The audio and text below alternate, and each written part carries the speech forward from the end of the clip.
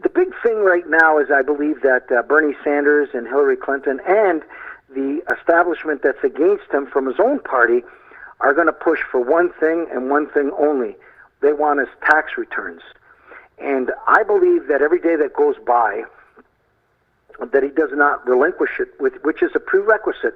It's not a rule, but it's something that's been going on since the 70s during elections, and it kind of shows the general public who is not immune to income tax evasion. In the United States, it's very, very serious. It's serious here in Canada, but in the United States, you go to prison. That's how they got Al Capone. Your thoughts, Billy, on this income tax? Why Donald Trump does not want to relinquish his income tax? I really don't know, Frank. I mean, he said to people and to us when we listened that he would, but he's not going to until the audit is finished. Which and is bullshit. Some of the audit is an excuse. Yeah, I know. And I don't think he's going to give it to them anyway. He's going to say to hell of them. Just like I don't think he's got any choice. What do you think, Storm and Norman? Well, I think if it keeps delaying and it gets to the point where the debates, assuming Clinton and Trump are the respective party representatives, if Donald Trump is going to go after Hillary about her emails, he's going to... Yeah, but that should be over either or. Like either or, before the October or before it starts, they start going at each other's throats. That will either be behind her or she will behind it. My thoughts on it is that she's got it beat, or she would have never ran. But if Hillary Clinton, if the alleged emails and all that bullshit of Benghazi, that she did something that was incorrect for her position, Bernie Sanders will be the guy, fighting Donald Trump. So to me, it's really irrelevant whether it's Bernie Sanders or Hillary Clinton. I still believe it's Hillary Clinton. She wouldn't be running, and the superdelegates would not be backing her. I mean, everybody knows everything. I mean, let's not be fucking naive here. Let's not fall off the fucking turnip truck. If she was not going to be exonerated, there's absolutely, in my view, no question that she wouldn't be running. Here's my point. My point. She is still, though, Frank, under investigation by the FBI. She's under investigation. 92% of her people did not seek immunity, and they're complying with the FBI investigation. And there's one person that got immunity and is testifying, and that's it. So we'll see how that plays out.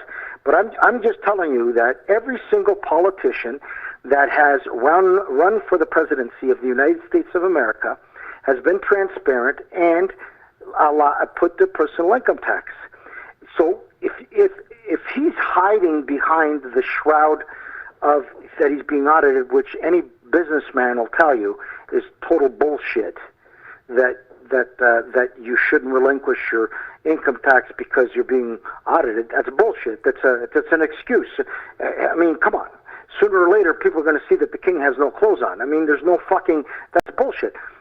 Frank, be fair to the intelligence of Donald. I'm saying to you, if Hillary Clinton, if Bernie Sanders, if all the 16 or 17 people who ran for the Republican Party were transparent about their personal income tax, it's a prerequisite. And now Mitt Romney is saying that if he does not disclose his income tax, he will be disqualified as a leader of the Republican Party because he does not comply with the rules and regulations. What does Mitt Romney know? He was very late in putting in his income tax. I don't know the point.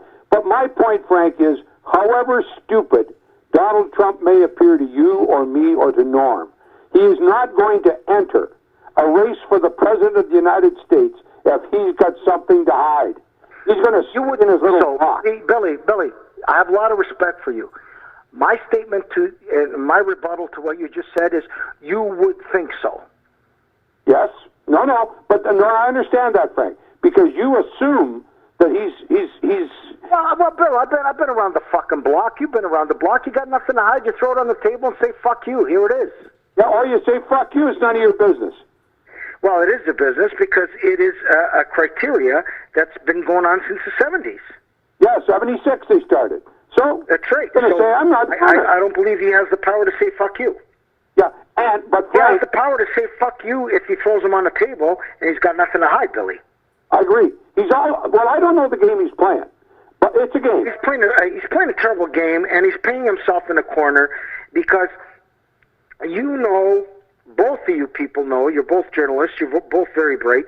It is very easy to get a great crowd that's cheering for you to turn on you. Yep. Well, you know what? Personally, I don't care. I've admired how he's handled the adversity. One of his big knocks on Daffy Mitt Romney was that he didn't put his tax return in time.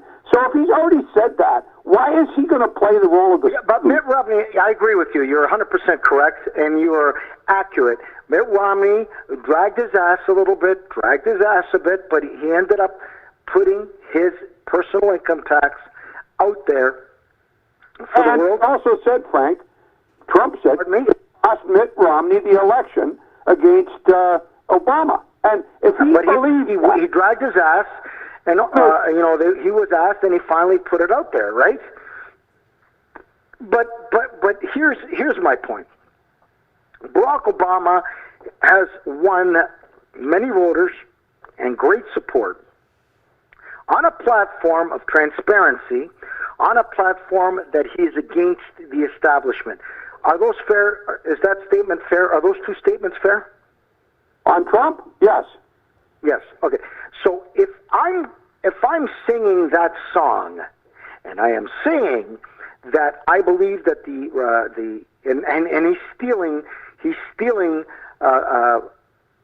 he's plagiarizing platform lines. The other day he used the gravy train, which was a Rob Ford platform.